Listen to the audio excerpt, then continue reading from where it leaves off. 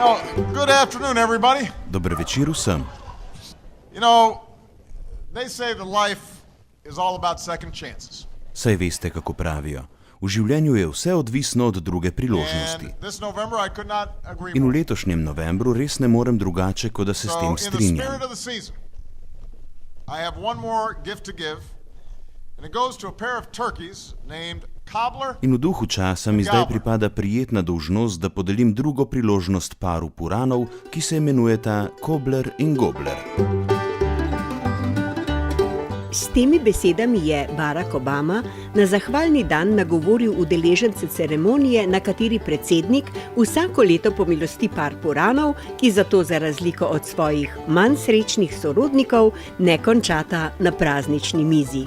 Obama je pri tem namignil tudi na svojo ponovno izvolitev, se pravi na svojo lastno drugo priložnost. Pomiloščena purana sta svojo hvaležnost izrazila takole.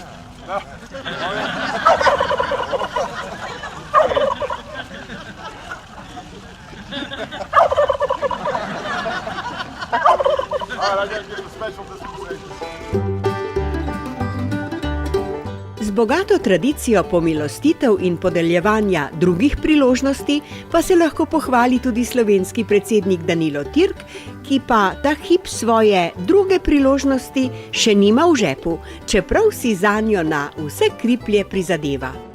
Čisto mogoče še več, zelo verjetno je, da bo tokrat svojo priložnost dobil oni drugi puran, kandidat, se pravi Borut Pahor.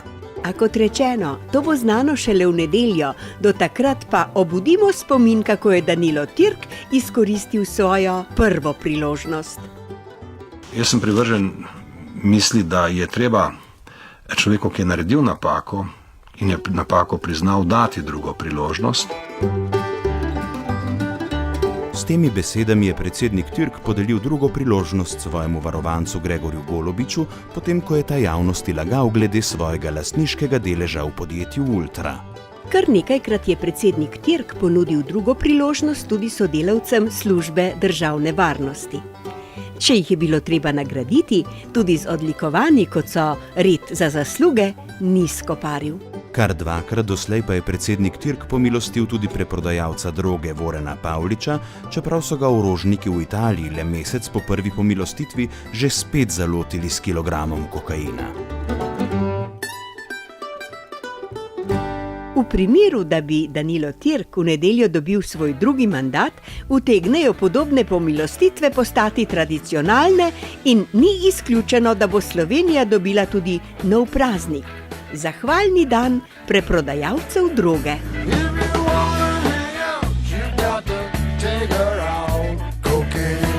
Seveda pa vse to ne pomeni, da Danilo Türk ničesar ne zameri in da odpušča kar vse po vrsti. Prav nasprotno, marsikaj, kar se dogaja v državi, mu gre zelo na živce. Mislim, da moramo v Sloveniji spoznati, da prazna demagogija, prazne fraze, razne zvijače, razne medijske in druge manipulacije, ki se pri nas dogajajo, to ni dobra država.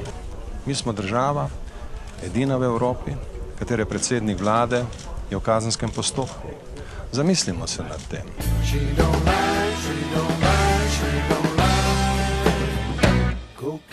To ni dobra država, je Danilo Türk v nadaljevanju podal svojo oceno države, katere predsednik je že celih 5 let in namerava to ostati še nadaljnjih 5. Le čemu? Zakaj si pa raje ne poišče kakšne druge, boljše?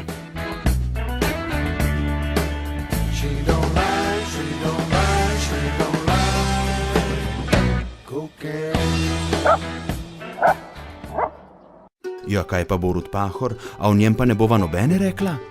Bova, ampak počakaj, da pride zahvalni dan.